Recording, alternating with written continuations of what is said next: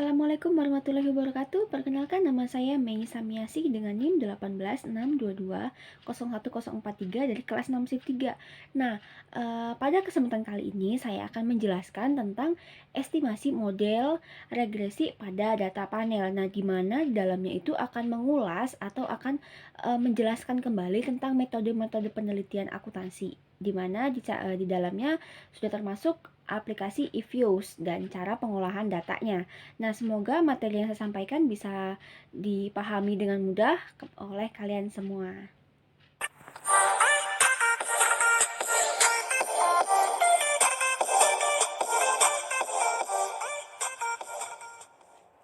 Hai. Nah, kali ini ketemu lagi nih sama saya nih. Nah, kali ini di sini saya akan menjelaskan tentang analisis regresi data panel terlebih dahulu sebelum kita memulai materi-materi selanjutnya. Yang pertama kita perlu tahu, apa sih Kak itu analisis regresi data panel? Secara prinsip, data panel itu merupakan gabungan antara data time series dengan data cross section. Nah, data panel biasanya disebut pula data longitudinal atau data runtut waktu silang atau cross section time series. Nah, di mana banyak objek penelitian misalnya negara, industri, bank, atau bentuk lainnya nih. Nah, biasanya itu diamati pada 2 periode waktu atau lebih yang diindikasikan dengan penggunaan beberapa periode data time series menurut Siliana tahun 2014. Nah, lalu kita ada yang namanya juga itu model regresi pada data panel. Itu ada 3 macam. Nah, yang pertama itu ada Common Effect Model atau biasa kita kenal dengan CEM.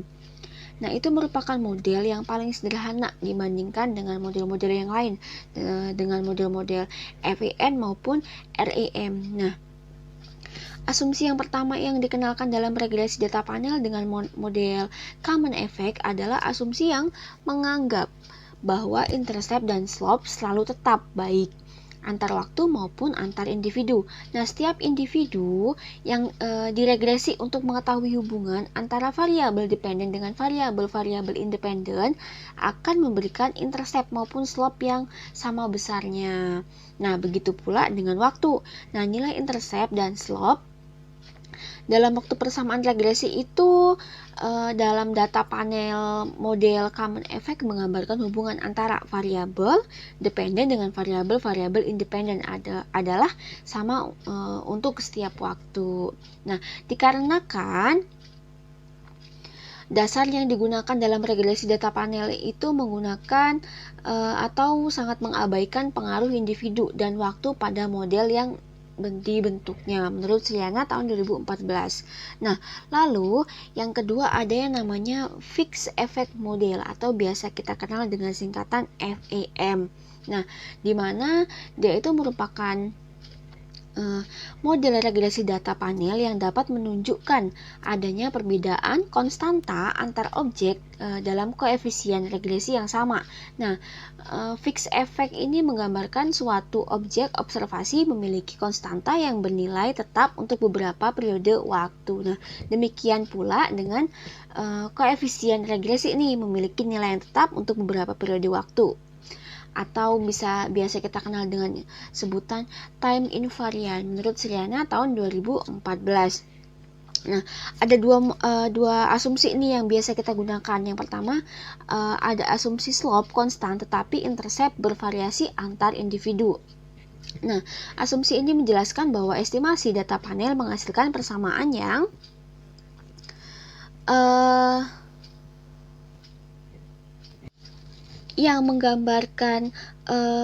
menggambarkan slope konstan tetapi intercept berbeda dikarenakan adanya perbedaan antar individu atau sampel. Nah, lalu yang kedua ada namanya asumsi slope konstan tetapi intercept bervariasi antar sampel dan antar periode waktu. Nah, di sini itu dia menjelaskan bahwa estimasi data panel menghasilkan persamaan yang menggambarkan slope konstan, tetapi intercept berbeda dikarenakan adanya perbedaan antar individu atau sampel maupun perbedaan periode waktu data yang dianalisis. Nah, yang ketiga itu ada namanya random effect model. Nah, itu merupakan Perbedaan intercept dan konstanta disebabkan oleh residual atau error sebagai akibat perbedaan antar sampel dan periode waktu yang terjadi secara random. Untuk menganalisis dengan metode random effect, ada satu syarat yang harus terpenuhi, yaitu objek data cross section yang artinya harus lebih besar daripada banyaknya koefisien. Nah, di sini ada 3 variabel, baik independen maupun dependen. Maka minimal harus ada minimal 3 objek data cross section. Hal ini berkaitan dengan derajat kebebasan data yang dianalisis. Jika syarat ini dilanggar, maka koefisien efek random tidak dapat diestimasi atau akan menghasilkan angka 0. Menurut Sriana tahun 2014 ayat 154. Nah, ada 2 macam asumsi dalam model random effect yang dapat dijelaskan. Antara lain, yang pertama ada asumsi intercept dan slope berbeda antar sampel. Asumsi ini didasari karena adanya perbedaan besaran nilai intercept dan slope sebagai akibat adanya perbedaan antar sampel. Nah, lalu yang kedua ada yang namanya asumsi intercept dan slope berbeda antar waktu dan antar sampel. Asumsi ini didasari karena adanya perbedaan besaran nilai intercept dan slope baik secara antar waktu maupun antar sampel. Nah, perbedaan intercept dan slope ini yang terjadi dalam asumsi ini dikarenakan pengaruh residual. Nah, di sini saya juga akan menyampaikan atau akan mempelajari juga cara memasukkannya ke aplikasi eViews itu seperti apa. Saya juga akan mempraktekkan cara pengolahan datanya. Nah, sampai di sini saya rasa penjelasan materinya. Selanjutnya kita akan mempraktekkan menggunakan aplikasi eViews. Mohon disimak baik-baik ya.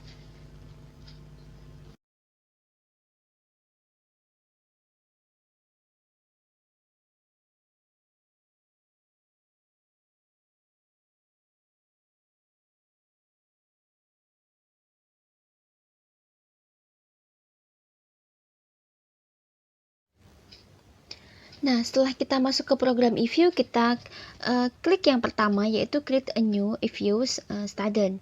Nah, di sini kita ubah dulu menjadi balance panel. Ya, ini kita klik. Untuk frekuensinya sudah annual, lalu kita ke start date. Di sini kita ketik 2012. Lalu untuk di end date-nya kita ketik lagi 2016. Nah, untuk di numbernya kita ketik di angka 9.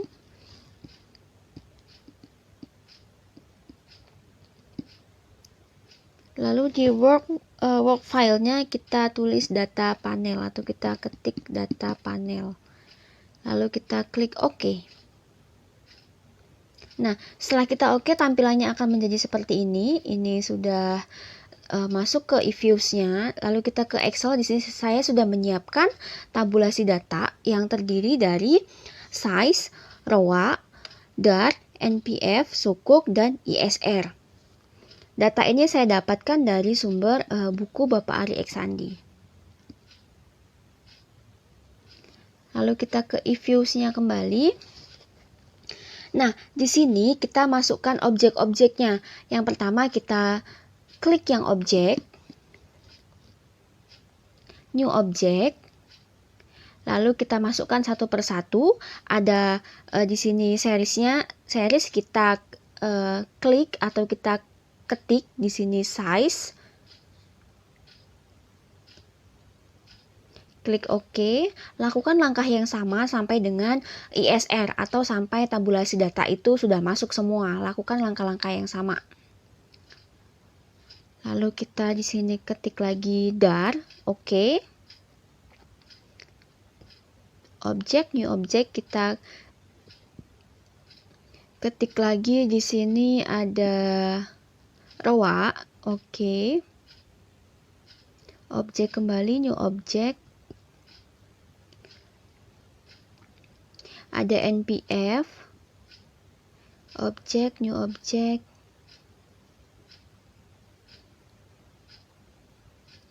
Kita klik sukuk, kita klik OK, new object. Lalu yang terakhir itu ada ISR. Nah, klik OK. Nah, pastikan semua data atau tabulasi data yang kita perlukan itu sudah terinput semua. Di sini ada size, ROA, DAR, NPF, dan sukuk dan ISR. Kita kembali lagi ke Microsoft Excel. Nah, di sini langkah selanjutnya adalah copy paste data variabel size. Nah, untuk caranya kita pilih yang size dulu dalam work file-nya, maka akan muncul tampilan sebagai berikut. Nah, jadi kita di sini drag dulu atau kita blok dulu, kita copy. Lalu di sini kita masuk ke e-views-nya kembali. Di sini kita pilih yang size. Nah, di sini kita pilih yang edit. Nah, kita klik aja yang edit. Di sini kita tinggal copy aja. Oke, lakukan langkah-langkah yang sama sampai dengan data tabulasi data itu sudah terinput semuanya, baik dari NPF, ROA, ISR.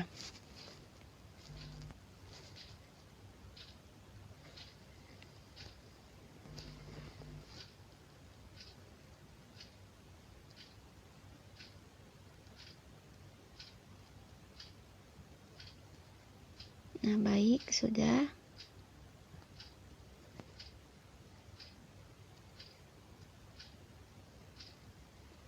Copy terus sampai ISR.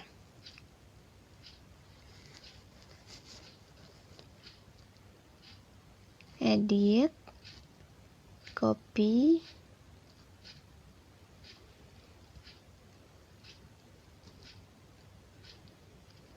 kita ke NPF, copy lagi, kembali ke e-views, kita NPF, kita pilih yang NPF, edit, lalu klik paste, copy paste lagi,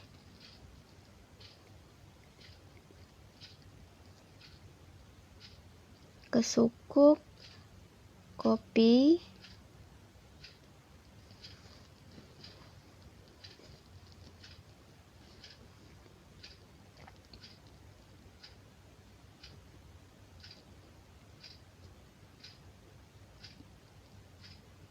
paste, yang terakhir ada ISR. Nah, di sini kita lakukan langkah yang sama sampai akhir.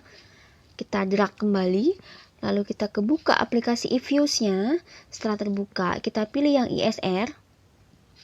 Kita klik, perbesar dulu layarnya atau bisa juga dikecilin, edit, lalu kita copy. Nah, langkah seperti ini. Nah, jadi setelah semuanya sudah terinput atau sudah masuk semuanya sesuai yang di buku, kita akan melakukan analisis statistik deskriptif setelah ini. Pastikan semua data sudah masuk semua.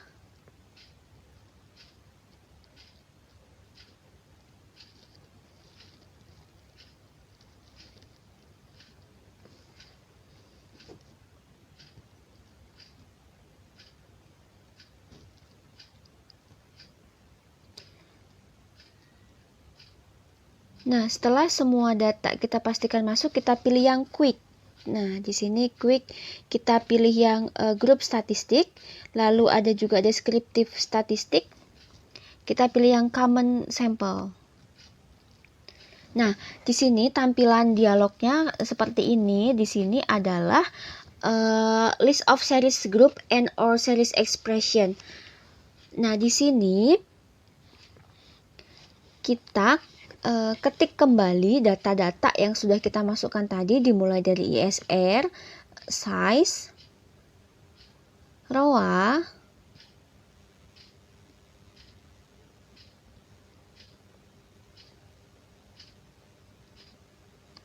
lalu ada DAR, NPF,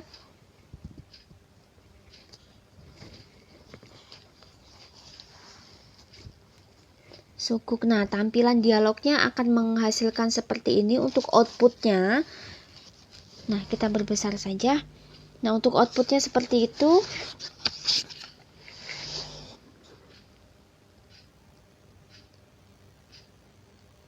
Nah, di sini untuk menyimpan atau mengklik namanya itu kita bisa klik tab yang name di atas, selanjutnya beri nama dan klik tombol OK. Ini untuk mengubah namanya. Nah, di sini ada output-outputnya yang terdiri dari main, median, maksimum dan minimum. Nah, mean itu adalah rata-rata data diperoleh dari menjumlahkan seluruh data dan membaginya dengan caca data. Nah, nilai mean terbesar dialami oleh variabel size, yaitu sebesar 16,39022. Lalu sementara ROA itu memiliki nilai mean terkecil, yaitu sebesar 0,013160. Lalu ke median. Nah, median adalah nilai tengah, yaitu nilai rata-rata 2. Nilai tengah bila datanya genap, yaitu nilai rata-rata yang dibagi 2, seperti itu. Nah, bila datanya diurutkan dari yang terkecil hingga yang terbesar. Nah, median terbesar dialami oleh variabel size, yaitu sebesar 16.460.000, sementara yang terkecil ia dialami oleh sukuk, yaitu 0,000000. Nah, lalu di sini kita ada juga yang maksimum. Nah, maksimum itu adalah nilai paling besar dari data. Maksimum terbesar dialami oleh variabel size, di mana variabel size itu memiliki ukuran atau sebesar nilai 18,18.000. Sementara nilai yang terkecil itu diambil alih oleh ROA, memiliki nilai maksimum terkecil yaitu sebesar 0,038100. Nah, seperti ini. Lalu yang ada juga yang maksimum. Maksimum adalah nilai paling kecil dari data. Minimum terbesar dialami oleh, di sini ada minimum, minimum yang terkecil itu minimum terbesar dialami oleh variabel size, yaitu sebesar 14,29.000. Sementara variabel sukuk memiliki minimum terkecil yaitu sebesar 0,00000. Nah, untuk di buku ada di halaman 64. Nah, untuk STD DEF-nya itu adalah ukuran dispersi, yaitu penyebaran data. Nilai standar deviasi terbesar dialami oleh variabel size. Variabel size yaitu sebesar 0,755476, yang berarti bahwa variabel LDR memiliki tingkat resiko yang lebih tinggi mengalami perubahan dibandingkan dengan variabel-variabel yang lain selama periode penelitian.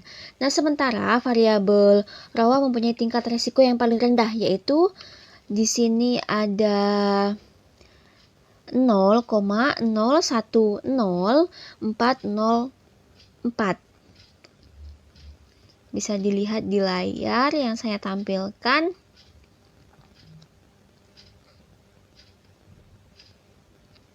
Nah, hal ini menunjukkan bahwa variabel ROA selama periode penelitian mengalami perubahan yang tidak terlalu fluktuatif.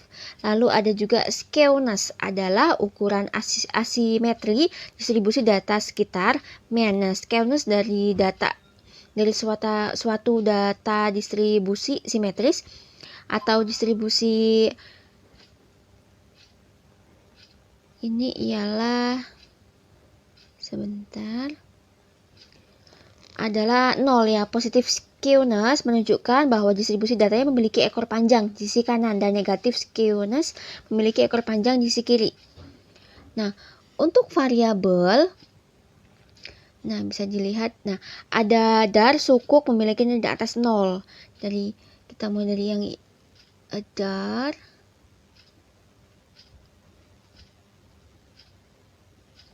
ada juga yang ISR. Nah, lalu kita juga mempunyai, nah di sini size sebesar, bisa dilihat di layar, ROA-nya sebesar seperti ini, NPF-nya 0,0.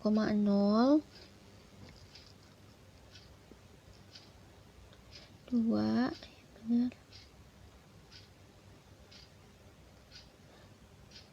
Nah, di sini kita juga ada kurtosis nih. Nah, kurtosis itu merupakan mengukur ketinggian suatu distribusi. Nah, kurtosis suatu data berdistribusi normal adalah 3. Bila kurtosis melebihi 3, maka distribusi data dikatakan leptokurtosis terhadap normal. Bila kurtosis kurang dari 3,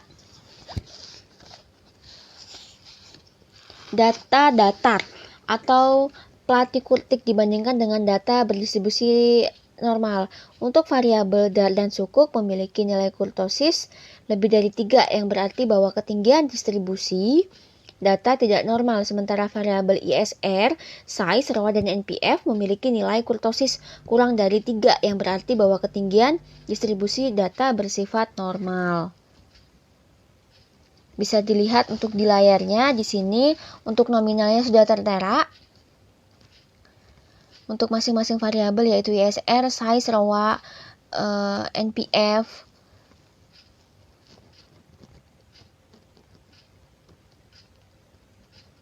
NPF-nya sebesar 2532563. Nah, di sini kita juga ada yang namanya Jarque-Bera. Apa sih itu Jarque-Bera? Nah, Jarque-Bera itu adalah uji statistik untuk mengetahui apakah data berdistribusi normal.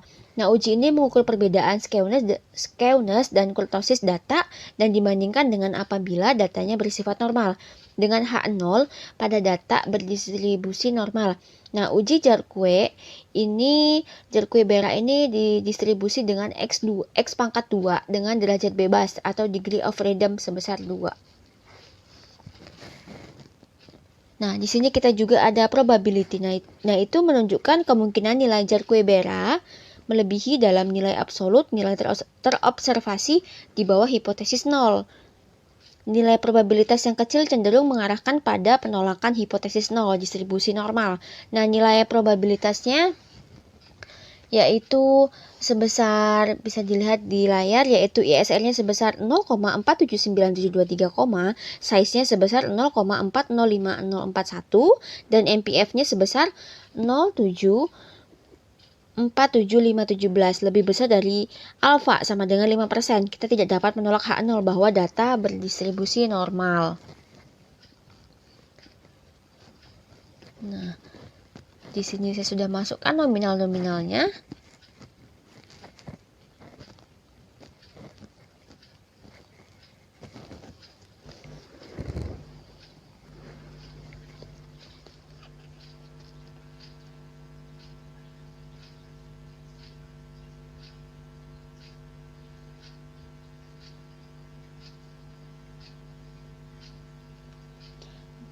Baik, di sini ada juga angka-angkanya yang saya sudah masukkan atau otomatis masuk dari hasil output tadi sesuai yang di buku pada halaman 66.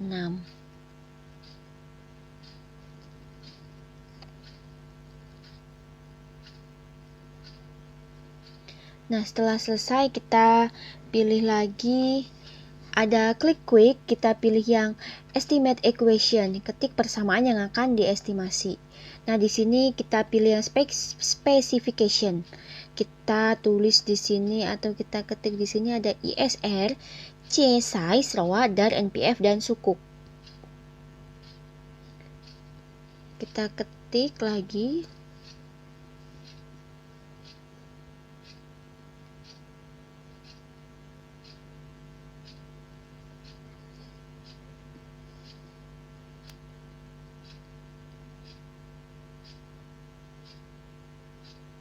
Pastikan semuanya sudah terinput semuanya. Lalu di bagian metodenya kita pilih yang LS atau least squares, LS dan AR.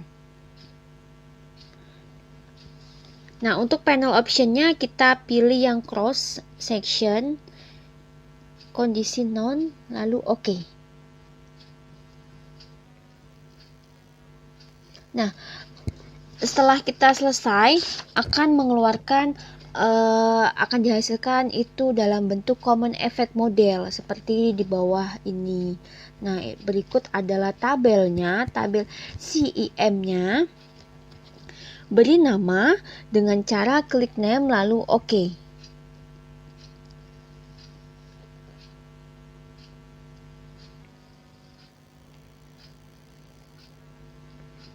Nah, setelah kita beri nama, kita akan melakukan yang namanya Fixed Effect Model atau FEM.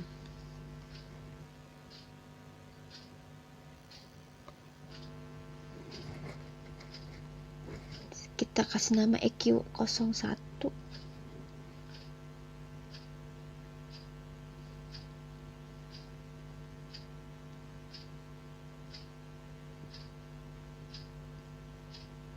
Nah, di sini juga kita masukkan lagi yang seperti awal, EQ dalam, kita kan udah masukin ya tadi yang EQ01 dalam file, lalu klik estimasi, sudah, klik tombol panel option, cross section, fix, lalu oke, akan muncul tampilan seperti itu, seperti ini, dan kita pilih yang fix, none, lakukan langkah yang sama, di choice-nya itu kita yang ordinary, klik oke, nah akan menghasilkan output seperti ini, yaitu FEM. Untuk di buku ada di halaman 69. Lalu di sini kita akan melakukan yang namanya Random Effect Model atau REM. Kita klik nama persamaan EQ01 seperti tadi. Nah, kita kan udah save nih. Udah EQ01.